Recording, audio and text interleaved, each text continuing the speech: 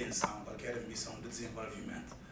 Portanto, eu vou começar com o tema.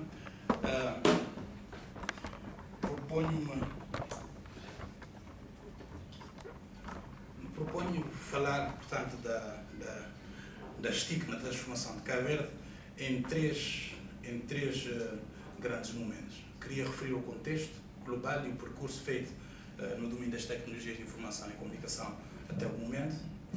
Queria falar de um setor específico onde as TIC revelaram um potencial enorme na modernização da administrativa, da administração pública e na governação eletrónica.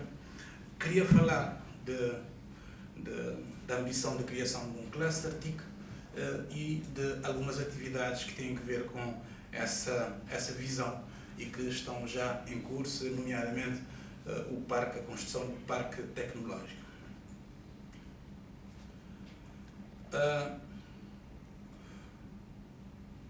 Falar do contexto e do contexto global passa necessariamente por referir ao desenvolvimento que Cabo Verde conheceu na última década, tendo investido numa agenda de transformação económica com uma visão de longo prazo. Portanto, no âmbito dessa visão, políticas e iniciativas públicas foram orientadas para uma mudança de paradigma, potenciando a localização geoestratégica para se transformar numa plataforma internacional de serviços de valor acrescentado. Eu devo aqui dizer que foi feito em 2003 um exercício de construção de uma visão a longo prazo. Estamos, nesse momento, particularmente o Governo, está a preparar um novo exercício, um refresh do exercício anterior. Terá lugar brevemente um novo fórum nacional com uma forte participação de parceiros internacionais sobre o segundo momento, a segunda fase da transformação de Cabo Verde, numa perspectiva de 2030. Portanto, na primeira fase, digamos que a agenda esteve orientada para a integração no mercado global, tendo como resultado um considerável crescimento económico da última década, que todos, se calhar, deram conta disso, no aumento do produto interno bruto per capita, nos avanços consideráveis na redução da pobreza e na concretização dos Objetivos de Desenvolvimento do Milénio. Aliás, na semana passada, a Assembleia Nacional esteve debruçada sobre o balanço do cumprimento dos Objetivos de Desenvolvimento do Milénio e na graduação para país de desenvolvimento médio. A longo termo, a economia pretende-se que seja diversificada e altamente produtiva, encorajando a promoção de clusters e polos de desenvolvimento, polos de competitividade, baseados numa forte dinâmica do setor privado. Estamos aqui a falar de áreas como o turismo, como a economia marítima, como o aeronegócios, o agronegócio, as tecnologias de informação e comunicação e as finanças. São áreas eleitas para se constituírem em verdadeiros polos de competitividade, com, efetivamente, uma oferta produtiva muito grande. E porque vimos aqui falar de tecnologias de informação e comunicação, acabei aqui de falar, de apresentar, digamos, os principais setores onde o Governo pretende apostar nos próximos anos, que vão ser, aliás, objeto de um forte debate, de forma que referi, e falei também do cluster das tecnologias de informação e comunicação. Portanto, para situar, digamos, o desenvolvimento das TIC em Cabo Verde, vale evocar, digamos, onde é que nos situamos nos indicadores globais de desenvolvimento das tecnologias de informação e comunicação. Eu trouxe para aqui um gráfico interessante, publicado agora em 2014, mas que contém dados de 2013, da União Internacional das Telecomunicações, e que mostra os principais indicadores de desenvolvimento das tecnologias de informação e comunicação. A nível do acesso, da subscrição, portanto, de telefone celular, temos uma média mundial de 96 em cada 100, Cabo Verde está em 90 em cada 100, neste momento 93, se calhar para ser mais precisos. Em termos de internet, acesso das famílias à internet, nós estamos ainda numa fasquia muito baixa, de 14%, Isso decorre também da própria natureza de desenvolvimento do acesso das famílias. Agora fala-se mais de acesso individual do que acesso das famílias. Aliás, em termos de acesso individual, portanto, à internet, nós conhecemos uma evolução de 8% para 35% nos últimos anos. Neste momento, a nossa taxa de penetração da internet é de cerca de 35%. Nós temos um outro indicador interessante, que é a utilização de banda larga móvel, que está em 24%. Interessante, fala-se aqui de internet móvel e fala-se de telemóvel. Portanto, há um crescendo, efetivamente, na utilização de internet com telemóvel, ou a partir de telemóvel, que faz com que novos paradigmas de prestação de serviço surjam e estejam também ao alcance não é só surgir, é preciso que estejam também ao alcance daqueles que desses serviços pretendem fazer uso. Temos outros indicadores como telefone fixo e internet fixo, que também não se desenvolveram muito porque os paradigmas também mudaram. Eu queria apresentar esse quadro global também para situarmos onde é que estamos no mundo. O acesso a subscrições móveis em 2000 a nível mundial, né, com cerca de quase 1 bilhão, 0,7 bilhões de subscritores, tinha uma distribuição em 2000 que era a seguinte: 75% era para países de alta renda e 29% para países de baixa renda. Em 2013, com 6,8 milhões de subscritores, temos uma inversão completa. Temos 23%, né, para países de alta renda e 77% para países de baixa renda. Portanto, o mundo em desenvolvimento é agora mais móvel do que o mundo desenvolvido. Portanto, aqui para apresentar à partida um cenário de um potencial de desenvolvimento, quer dizer, nunca antes visto. Estamos a falar de subscrições móveis, mas de subscrição ao acesso a serviços, portanto, por banda larga, vai um passo. Portanto, em Cabo Verde apostou-se muito na utilização das tecnologias de informação e comunicação para desenvolver a administração pública, com uma visão muito bem determinada, que compreende o uso das TIC para apoiar os serviços públicos, apoiar a administração do governo, os processos democráticos, as relações com os cidadãos e a sociedade civil, o setor empresarial e as relações dentro do próprio Estado.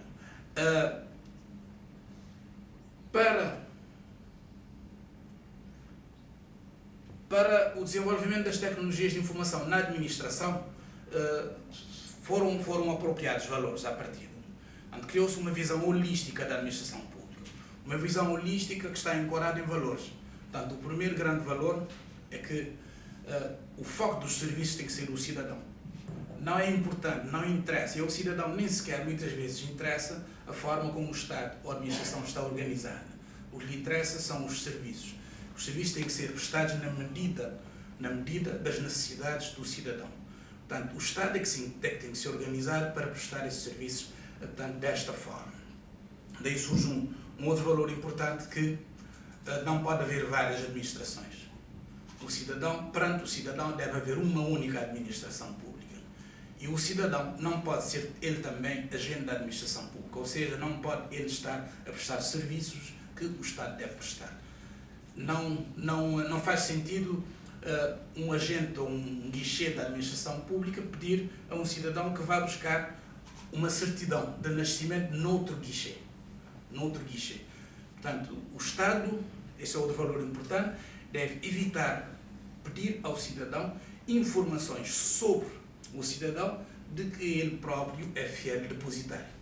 Há países em que esse princípio já está plasmado em lei, como a Estónia, por exemplo, onde o Estado está mesmo proibido de pedir ao cidadão a informação sobre o cidadão que ele é que guarda. Não faz sentido. Portanto, são valores que foram apropriados para a administração. São valores caros, porque são valores que implicam uma mudança comportamental, uma reviravolta no comportamento do agente público, que tem que passar a saber partilhar, tem que quebrar as paredes que os separam, portanto, entre si, para atender às necessidades do cidadão.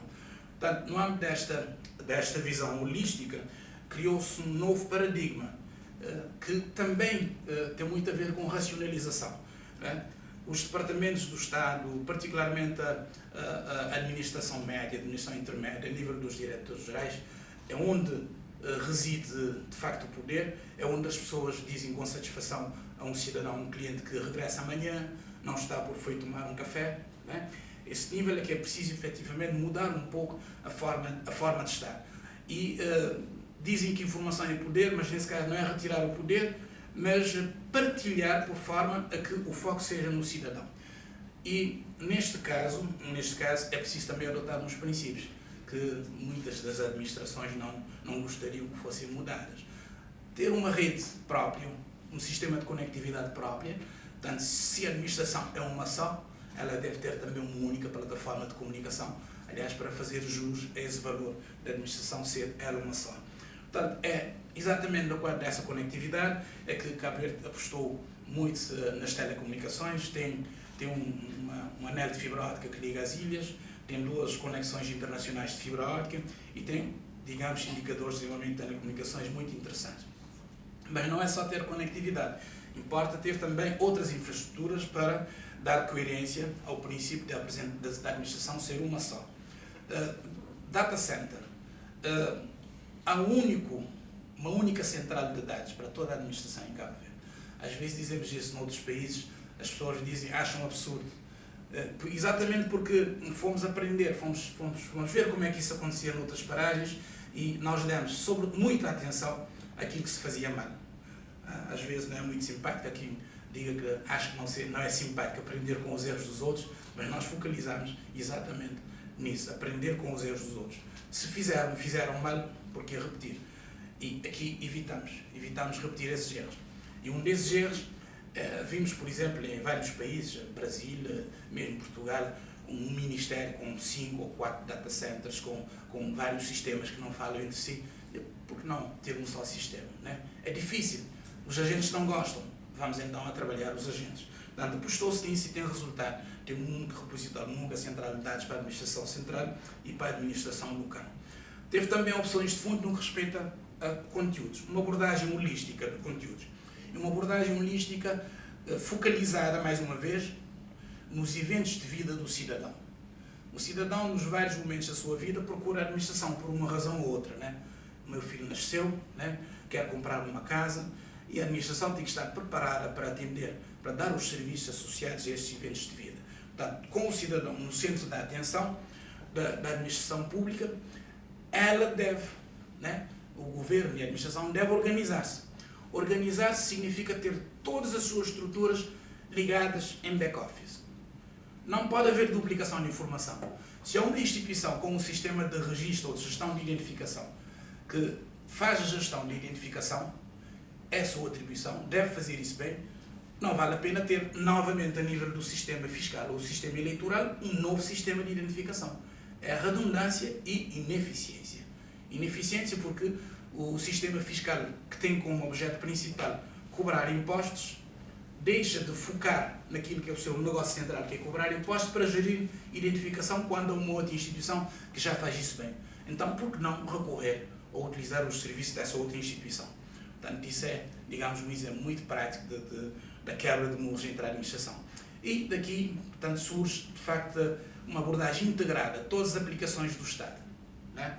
Se a gente está nas eleições, a gente pode aceder a informações da identificação, se está no registro civil, pode aceder a informações do sistema de impostos, e isso resulta em serviços que eu mais adiante falarei, integrados para o cidadão.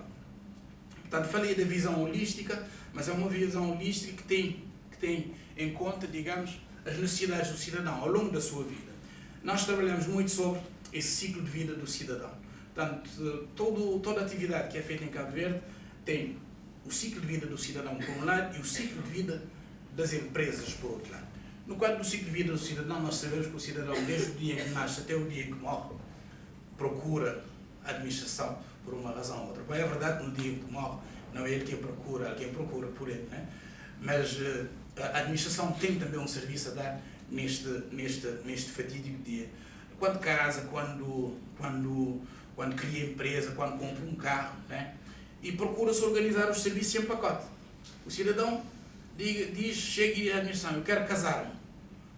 Portanto, tem que poder ter associados todos os serviços necessários para esse evento de vida, casamento. Bom, ele tem que ocupar-se, ele tem que arranjar uma noiva ou um noivo, né? Mas dos serviços, digamos, a administração deve poder colaborar. Mas porque falamos do ciclo de vida do empreendedorismo, é importante também a atenção que se dá em serviço de desenvolvimento empresarial. Estamos a falar de competitividade, estamos a falar de desenvolvimento de empresas, estamos a falar de desenvolvimento de negócios, e há uma atenção especial a esse momento de vida, portanto, as facilidades que são dadas ao desenvolvimento empresarial. Aqui deu-se atenção especial na criação de empresa, em que talvez já se cria uma empresa em 40 minutos, e os licenciamentos são dados no máximo em 48 horas, para as empresas com objetos um pouco mais complexos, e assim, digamos, fixou-se alguns princípios que são efetivamente muito fundamentais. A desmaterialização e a desterritorialização. Se nós temos um repositório central de dados da administração e dos cidadãos, não importa o território onde esteja para ter esse serviço. Não é preciso estar na Brava, né, para ter a certidão de nascimento de quem nasceu na Brava. Nós podemos pedir essa certidão aqui em Portugal, ou na praia, em qualquer outro sítio. Portanto, há uma desterritorialização de competências, e isso engendra um trabalho muito importante no domínio, portanto, do quadro legal e institucional. Mas há também a desmaterialização. Já temos instituições sem papel em Cabo Verde. O INPS é uma instituição paperless, não tem papel. Portanto, e cada vez mais temos instituições sem papel. Isso apresenta ganhos de eficiência e benefícios, portanto, inimagináveis para o cidadão. Portanto, de uma maneira geral, com base nestes princípios, há um conjunto de produtos da administração e que facilita a vida ao cidadão, desde das praças digitais, que já estamos em 50 e tal, portanto, permitindo acesso público e gratuito à internet. Graças às praças digitais é que atingimos a taxa de penetração de internet que temos hoje, o nível de segurança social no domínio da colaboração dentro da própria administração, da saúde, das finanças públicas. No ano passado ganhamos um prémio da OUA de melhor aplicação para a gestão das finanças públicas, o mundo novo no domínio da educação, até soluções que mostram transparência absoluta na gestão da coisa pública. Há um programa em Cabo Verde, que é um programa Casa para Todos, né? Graças à integração de dados, os cidadãos inscrevem-se para ter acesso a uma moradia, os dados são integrados, consegue-se saber informações que permitem efetivamente avaliar a capacidade do cidadão, o perfil do cidadão, e confrontar com o perfil também da moradia que eventualmente poderá estar disponível, e há uma seriação automática. As seriações foram feitas por televisão, publicamente. Portanto, transparência absoluta. São fixados os critérios e o sistema ocupa-se do resto. Portanto, aí não há, efetivamente, não há intervenção não há hipótese para intervenção de ninguém.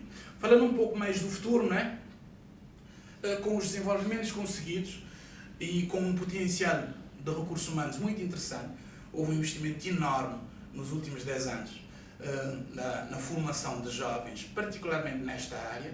Formação em Cabo Verde, hoje em dia já temos 60% nesta área, portanto, jovens formados em Cabo Verde, mas formação também realizada em diversas paragens, diversos países do mundo, o que por si já representa um dado importante, portanto, por causa da confrontação de ideias e de valores e de escolas, né? E graças a isso tudo, pensou-se e achou-se que há espaço para uma ambição de prazo nesta matéria, uma visão de classe artigo. Portanto, classe artigo, uma visão de gerar valor, alavancar o crescimento e promover a competitividade. Portanto, aqui o que se pretende é desenvolver um setor TIC de referência internacional, vocacionado para a exportação e crescimento do país, mas que promova a eficiência e competitividade dos restantes clusters. Se nós quisermos desdobrar um pouco essa visão, nós estaríamos a falar de 3 áreas importantes. A TIC como uma área, um setor que pode gerar negócio por si, portanto, pode fomentar a capacidade de exportação de conhecimento em áreas onde temos já um know-how, como é o caso da governação eletrónica, em áreas financeiras, né? As TIC como instrumento para os restantes clusters de desenvolvimento do país, tanto como o mar, agronegócio, aeronegócios. Agronegócios, as TIC têm um papel importante, particularmente na questão da organização e comercialização. Portanto, isso vem sendo já a realidade. E, digamos, a terceira grande valência dessa visão tem a ver com a dinamização do investimento direto estrangeiro, portanto, atraindo empresas de mercados maduros que queiram ter a sua base em África, aproveitando as condições de um país, como o caso de Cabo Verde, de elevada estabilidade política e social.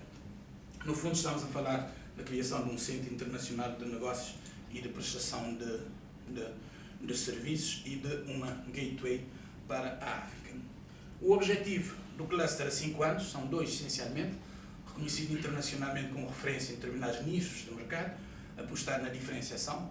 Nós estamos a apostar muito na governação eletrónica como fator crítico de diferenciação por causa dos valores que nós já apropriamos e mostramos ser possível implementar. E o segundo grande objetivo é melhorar a eficiência do setor produtivo nacional, em particular apoiando os clusters estratégicos. Portanto, estão fixados 7 ações, estão identificadas 7 ações a serem concretizadas a 5 anos. A primeira, a construção de um parque tecnológico, né?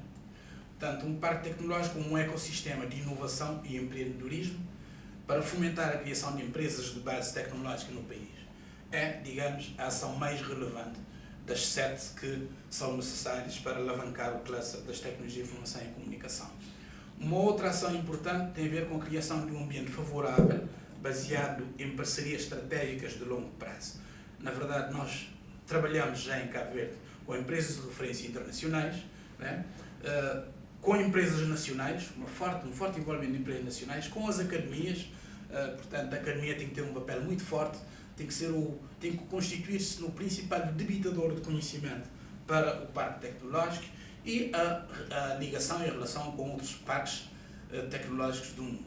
A realização de uma revisão legislativa nas áreas relevantes do setor TIC é apresentada aqui como uma ação fundamental, exatamente porque há preocupações que têm que ser acauteladas. Têm que ser criadas condições favoráveis ao estabelecimento de multinacionais do setor.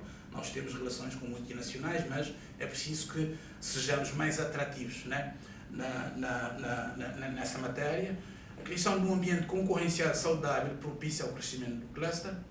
A proteção de dados e proteção da propriedade intelectual, isso é uma variável muito importante para quem quer desenvolver alguma indústria da área de conhecimento, e aqui o quadro legal tem que ser claramente muito reforçado, e a regulação também como um fator importante.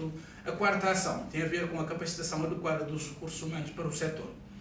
É preciso que se fomente a educação das TIC desde os anos escolares iniciais, que se consolide a oferta formativa de nível superior em áreas das tecnologias, reforçar nos referenciais curriculares as competências de língua, gestão e marketing, particularmente de língua, né? A língua inglesa. Não vamos muito longe se não tivermos uma forte apropriação da língua inglesa, mas também de marketing. As nossas experiências dizem-nos que não damos o devido valor ao marketing. As grandes multinacionais, como a Cisco, por exemplo, têm 60% do seu pessoal técnico a fazer marketing e 40% a produzir. Nós em Cabo Verde pensamos que nossas pequenas empresas com 3, 4 engenheiros, né, que esforçam-se para trabalhar, mas tudo fica dentro da casa. Não há nenhum dos 4 que seja capaz de vender.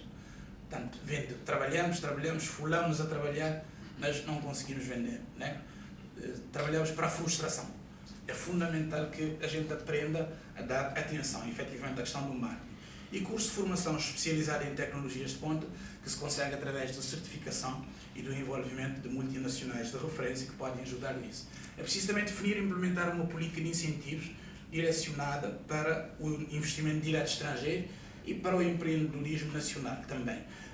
Portanto, de forma a capacitar os recursos locais e criar esse efeito de clustering para criar um ambiente favorável ao investimento e empreendedorismo nacional e criação de incentivos à exportação de equipamentos, bens e serviços. Começa-se a colocar em Cabo Verde um debate interessante sobre a questão de exportação de bens. Nós nunca nunca lidamos, não aprendemos ainda a lidar muito bem com a gestão e, portanto, a gestão de intangíveis.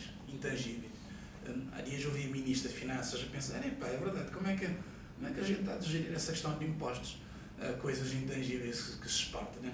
Estamos mais habituados a tangíveis, mas é uma questão também que é importante e que carece de desenvolvimento. É preciso incentivar a criação de instrumentos financeiros adequados para suportar o investimento. Nós temos que sair do ciclo de financiamentos clássico, né? onde não há os bancos não acreditam em risco, portanto, também os empreendedores não estão muito voltados a riscos. Há um casamento perverso entre digamos, a disponibilidade, a predisposição dos empreendedores para o risco e dos próprios bancos. Os nossos bancos estão voltados para a garantia absoluta de todo o investimento que têm. É capaz de cobrar, digamos, o retorno. Concluir. Este é o último slide.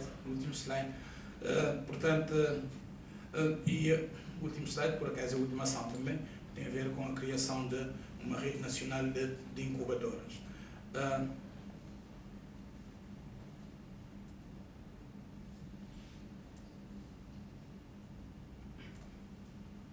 Pronto, o Parque Tecnológico é a ação principal do cluster, com uma visão própria, com objetivos estratégicos próprios, com 5 componentes fundamentais: o data center, incubadoras, centro de certificação e qualificação, com um centro de empresas, né, e com serviços comuns. E com isso, e com essa imagem da parte do Parque Tecnológico, já está construído aqui um centro tecnológico, com um data center, portanto, que é a espinha dorsal do Parque Tecnológico.